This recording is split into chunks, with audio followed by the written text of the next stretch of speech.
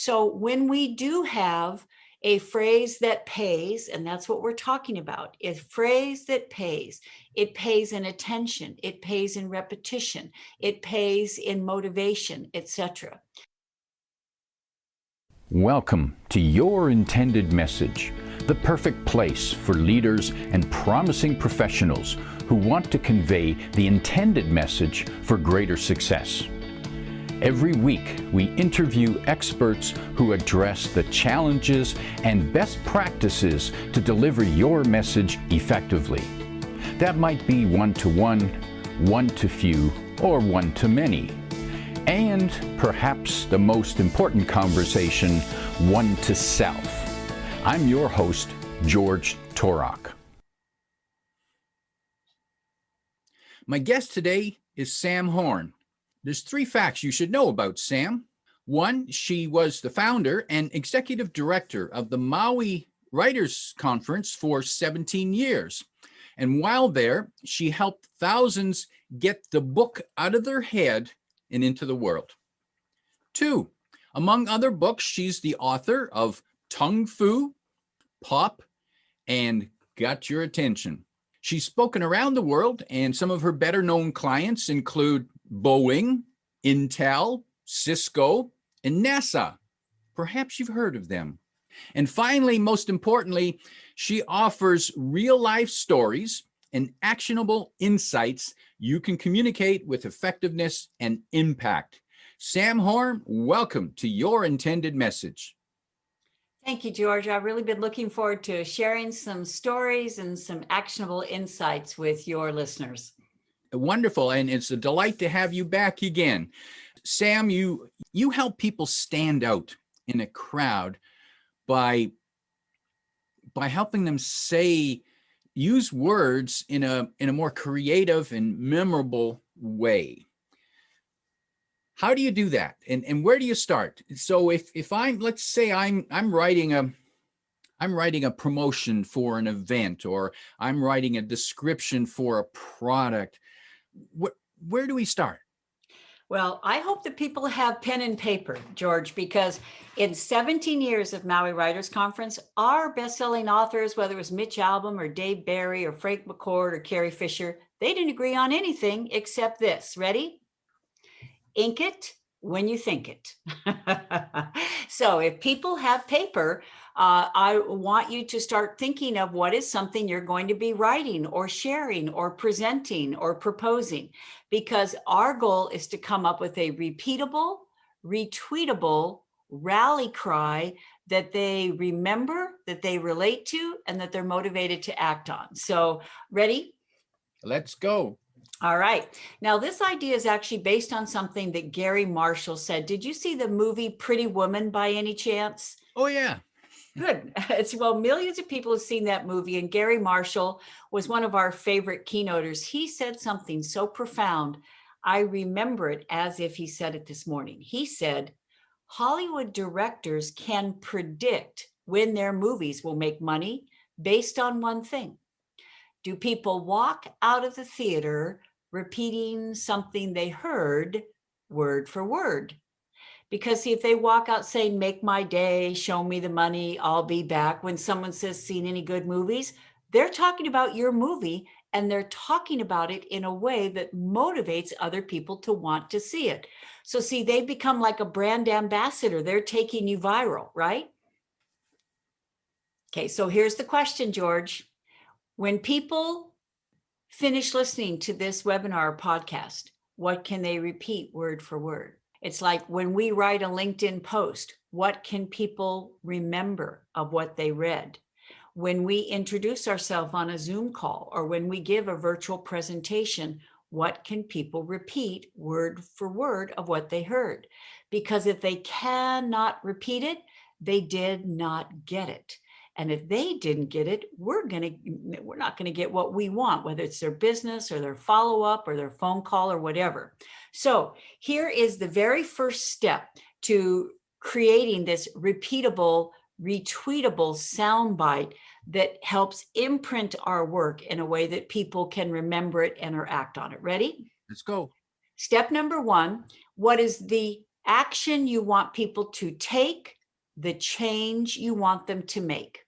Step number one. So what is, in one sentence, the action you want people to take or the change you want them to make?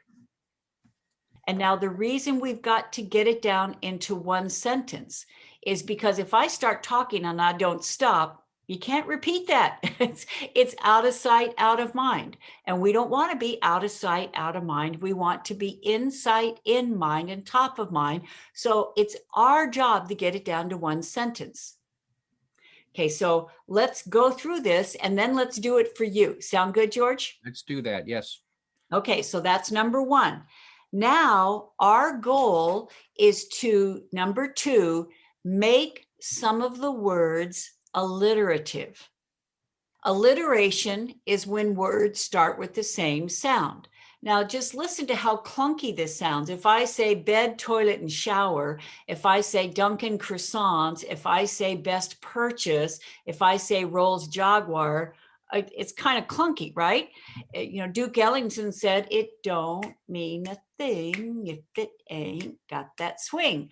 They don't swing. They just sit there on the page, right? So now let's make those same words alliterative. Bed, bath, and beyond. Dunkin' Donuts. Best Buy. Do you hear how when words start with the same sound, they make us instantly eloquent? They make our language lyrical. Now, by the way, George, this isn't word play. This is word profits. I'm going to give you a quick example because, as you know, pop is not just coming up with taglines, repeatable, retweetable sound bites or memes. It's actually coming up with a book title or a presentation title that are a name of a business that can help it stick with people. So do you drink coffee, George? I do. Okay. Have you ever had one of those hot cups of coffee and you put one of those cardboard insulating sleeves around it to keep from burning your fingers? Mm-hmm. Well, it's hard to build a business around an unpronounceable name. It's hard to build the business around an unpronounceable name. See, cardboard insulating sleeves kind of leaves me cold, even though it's a hot cup of coffee, right? Some of these I just do for myself, George. So Jay Sorensen saw a business opportunity. He took this clunky name that people couldn't repeat or remember, and he turned it into Java Jacket. Boom. He cornered the market. George, this is a multi-million-dollar market. He said people who mean to call his competitor call him because they can't remember their competitor's name.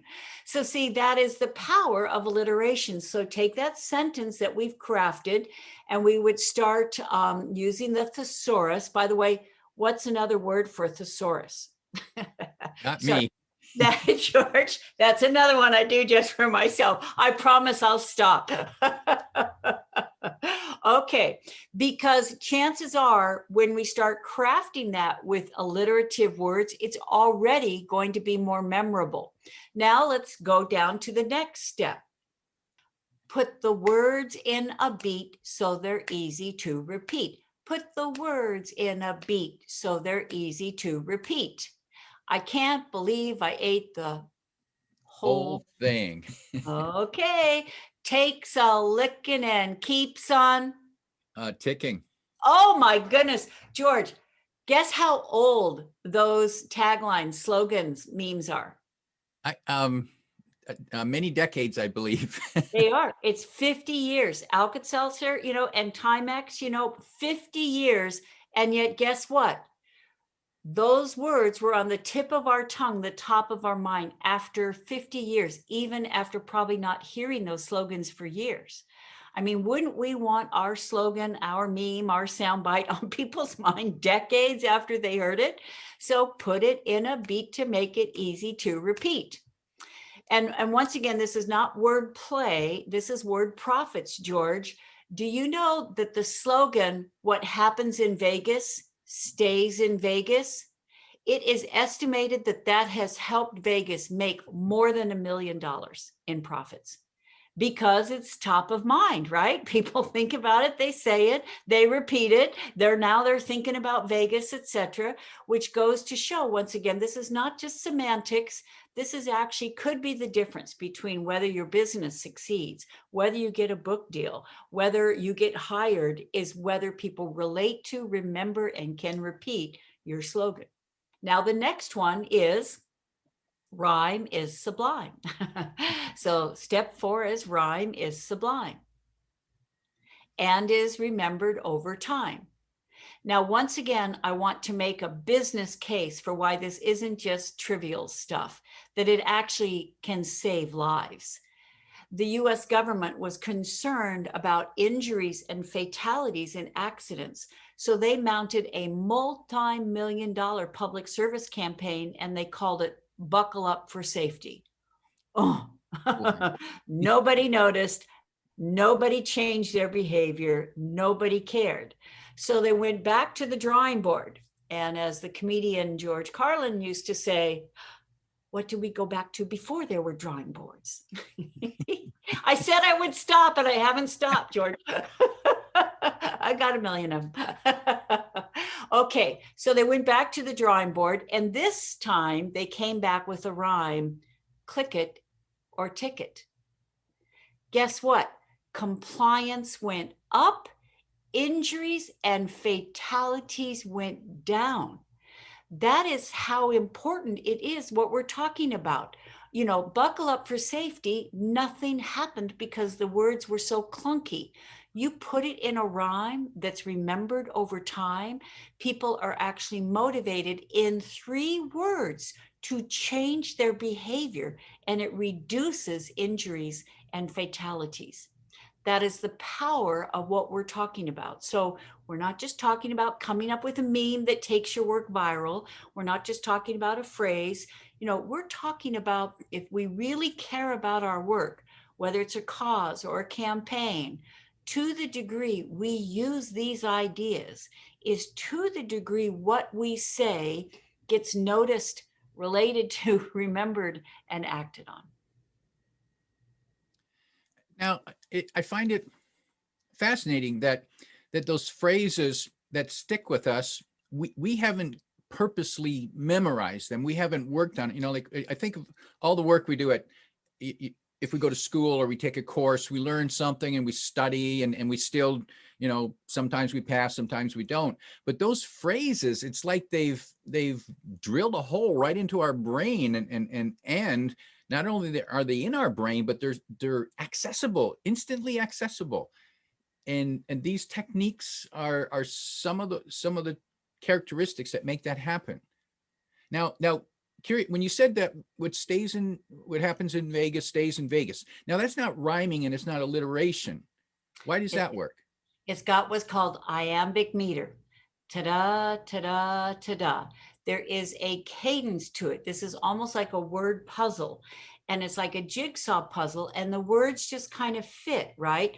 What happens in Vegas stays in Vegas, right? So do you hear the inflection is actually deliberately made there? The repetition is not a rhyme, it's the same word. However, the cadence of it, what happens in Vegas stays in Vegas. Now, do you see how what happens is like 3 syllables, right? What stays, so you elongate the stays so it mimics the same cadence. And would you like another incredibly inspiring example of the power of what it is we're talking about? With a setup like that, Sam, I have to say yes. Yeah, I guess that is your basic rhetorical question, isn't it, George? Okay. Both my sons went to Virginia Tech, and they were there when a very disturbed young man took automatic weapons and killed a number of faculty and students. And as you can imagine, the entire town of Blacksburg and the entire school and the faculty and the parents and the students were devastated by this.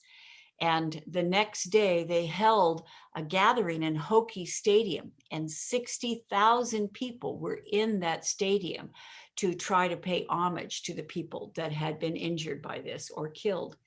And my sons were both in that stadium, George, and they said that speaker after speaker got up and talked about the horror and the nightmare and the tragedy and the killings, and that the mood of everyone was incredibly dark.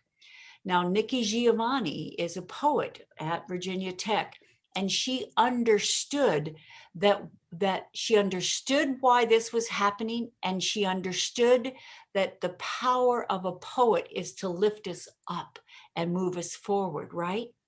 So in the middle of her planned remarks, she looked around, and that empathy, she felt how people were feeling, and she knew they needed something else. And she said, "We are Virginia Tech. We will prevail.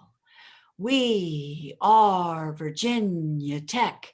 We will prevail." And George, Tom and Andrew said 60,000 people stood up on their feet and picked up that chant. And that stores in Blacksburg turned it into banners and put it on their windows. And they made wristbands out of it, and people wore it, because the power of "We are Virginia Tech," 7 words changed the focus of all of those people to come together instead of being pulled apart in the face of that tragedy. Wow. Wow.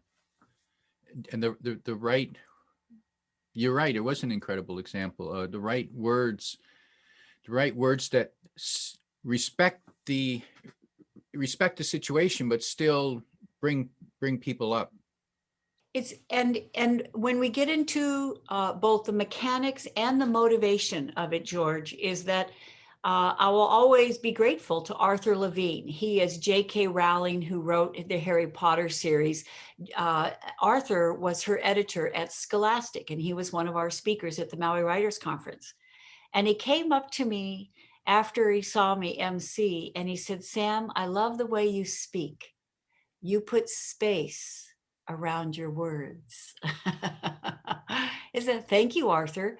Now, so let's add a technique here, and I call it pause and punch. Because so often when we speak, George, we do what's called rush and blush, especially if it's high pressure. We want to get it over with, and we're racing through our material, and people cannot remember it. They cannot repeat it when we're racing through it. It's just a jumble of torrent of words, right? So when we do have a phrase that pays, and that's what we're talking about, a phrase that pays, it pays in attention, it pays in repetition, it pays in motivation, etc. When we do have that, we want to pause before it, boom, boom, boom, and say each syllable with intent and with that cadence. Because as you said, George, there's a musicality to this. We are taking words that we're racing through, or that are flat, or said that are monotone, and with our deliberate, intentional inflection, we are embedding it with this harmony that resonates with people, and that in a way they may not even be able to pinpoint why it resonates with them. It's harmonic. It has this repeatability. And so when we pause and then punch, even when we say our name, George, if we say, so George, how about please say your name, if you would. My name is George Torok. Okay, good. See, George, as you know, many people, they descend. When they say their name, they trail off at the end, right? And people are going, what? And often they won't ask, can you say that again? Or I didn't get that. They just won't get the person's name, right? And now that person's out of sight, out of mind. So when we say our name, just as you did, if we say, my name is, pause, pause, pause, George, space, and then I would punch, Torok, because I bet people call you Torok or all kinds of different pronunciations, right? Right, yeah, Torque. Torque. So see, we might even paint in the sky.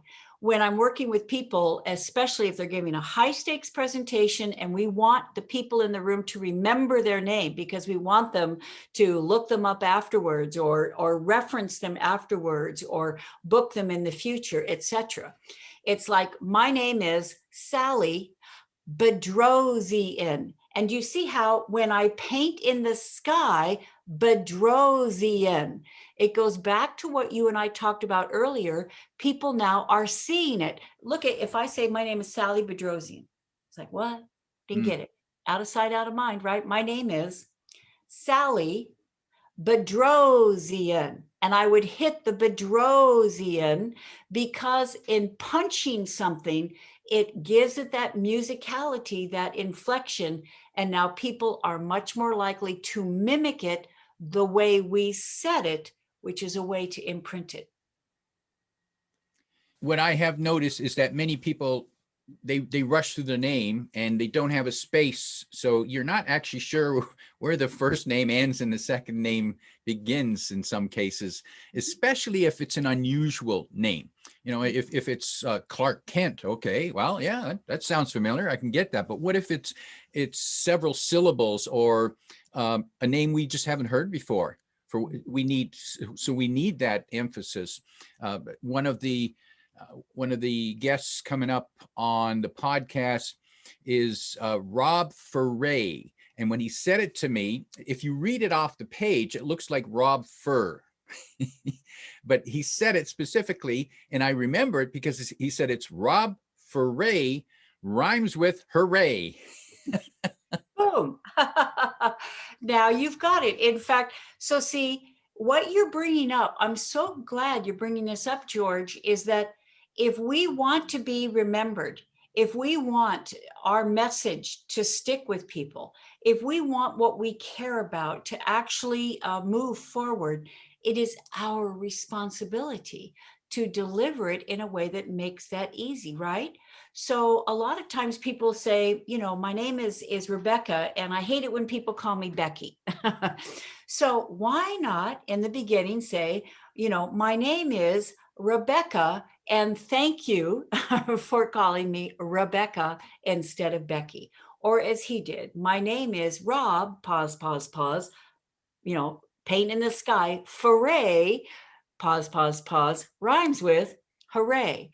Now, one more thing, let's talk about tone, is that we deliver it with this warm smile. Because now it's not just about the language or about the words, it is about the emotion, right? It's when I was giving, I've had the privilege of giving 3 TEDx talks. And when I was giving the TEDx talk on intrigue, I knew that I needed a repeatable, retweetable rally cry that I bookend at my talk. So at the end, people could repeat it, right? So, you know, just try and find something that rhymes with intrigue. However, I kept playing. This is wordplay and it is word profits. And I finally came up with, if you want to intrigue, big smile, you must intrigue. You must, or if you want to succeed, you must intrigue. If you want to succeed, you must intrigue. Now, do you see how though, if you want to succeed, you've got to intrigue. Downward inflection, bury it. No. Eyebrows, smile. If you want to intrigue, you know, it's a sentence stem that's kind of a question, right? Now people are waiting for the other shoe to drop. And when the other shoe drops with a rhyme that bookends on a word that was said, and you notice succeed and intrigue don't really rhyme. They have the same long E though, don't they? Yeah. If you want to succeed, 2 syllables, succeed, you must pause, pause, pause, wait for it. Big smile, intrigue. And now elongate it instead of bury it, not intrigue, right? No, intrigue. Harvey Mackay wrote many books, and one that caught my attention was Dig Your Well Before You're Thirsty. And it's about networking. And however, when he talked about it, he just said, dig your well before you're thirsty. And I thought, no, he's saying it wrong. It's dig your well before you're thirsty. Well, George, Harvey ought to put you on salary, because you just demonstrated how even if we craft something with the right words or with a compelling idea, an intriguing idea, they can still fall flat if we deliver them flat. And that's why if I'm working with a client on a TEDx talk or a very important presentation, we actually mark up their notes like a musical score. Forte, pianissimo, so that we have vocal variety, right? So that it flows like a symphony. We elongate words so they're actually beautiful to hear. We punch things that we want to highlight, we want people to remember. We may even deliberately get soft and slow, face it, the situation with Virginia Tech was a horrific situation. And it would be a disservice to what happened there and all the people who were affected if I raced through that content. It would really feel disingenuous, wouldn't it? It's like, no, I was thinking about the families and the students and the faculty and the people that have been in that situation. And when I put myself back in that situation and felt what that must have been like, then my voice hopefully was full of the emotion that I was feeling. And it created the connection, because I was not just saying words. I had put myself back in that situation and was reliving it as if it were happening right now. And that's something, that tone of voice and that putting yourself in the situation, that's probably something that leaders, both political and business leaders, need to do when they are when they're going through a crisis within a crisis of any sort, and they're the leader, they're the one that's speaking. It's not enough for them just to get up there and say the right words. We need to hear in their voice that they mean what they're saying, for one thing, and that they're in touch with the situation. And probably the famous example, I can't remember the CEO's name, but when the oil well that burned in the Gulf, and the CEO was caught on camera saying, "I just want my life back." Like, give me a break. What do we care about you? See, George, you're bringing up a very important point, is that we're talking about dissonance and resonance and congruence, right? And when we are communicating, it really is not just about the language or the words. It really is about the emotion and the intent and the empathy. And did you ever have the privilege of hearing Captain Jerry Coffey speak by any chance? No, but I know of him. Mm-hmm. He served. He was a prisoner of war in Vietnam, I believe. That is correct. And at one point, Jerry was one of the top 5 speakers in the world. And I remember having an opportunity to talk with Jerry because, he had given this talk hundreds, perhaps thousands of times at that point. And he was really struggling with whether he could still do this in integrity. And he realized that the key was, it may have been the 1,000th time for him, it was the first time for them. And that the key to this was, instead of, he could do this on automatic pilot. He could kind of give this speech in his sleep if he wanted to. However, he didn't want to do it on automatic pilot. Once again, that would not be in reverence of what actually happened, and it would not connect with people, because it would have that dissonance, that incongruence, where the words are being said and the person is not even there. And the key is that he would put himself back in that situation, and he would talk about what it was like when he heard the boots coming down the path. And he was wondering if they were coming for him. And if so, how long they were going to take him away for this time, and what they would be doing to him again, and how he would persevere. And he talked about the tap code, that he and the other prisoners had devised so that they could communicate. And he's tapping on the lectern even as he's speaking. And George, it was such an amazing example of how Jerry stayed in integrity, delivering a talk that he had done many times before, because he was not mouthing the words. He was not on automatic pilot. He was reliving and reenacting that in a way that people were there too, and then hooking and hinging it to like a difficult situation that they were dealing with. You know, a situation where they didn't know if they could persevere, a situation where they didn't know what was coming and how they could. And so that's one of the reasons Jerry is one of the finest individuals and speakers I've ever met, is because of his integrity of his messaging and understanding he had a responsibility to deliver it with heart instead of just with a mouth. That's powerful, Sam. And the lesson I see for listeners is that they need to bring that same integrity when they are introducing themselves, when they're delivering that 60-second introduction, or when they're delivering their sales message, and they might have introduced themselves hundreds, thousands of times. However, that listener is hearing them for the first time. And in saying your name, introducing yourself, or talking about what you do, you need to look like you're actually excited to be talking with somebody, even though you've done this thousands of times before. That's the lesson I think that more people need to take away. See, George, you've really surfaced what is at the center of what it is we're saying, is that I'm writing my new Tung Fu 2 book. The original one's been out now for 25 years, and I have the privilege of doing this with my son. And Forbes called Andrew a Dale Carnegie for the digital age. And Dale Carnegie said we can make more friends in 2 months by becoming genuinely interested in other people than we can in 2 years by trying to get people interested in us. And that is the river that has run through our conversation, is that once again, it's not just semantics, it's not just wordplay.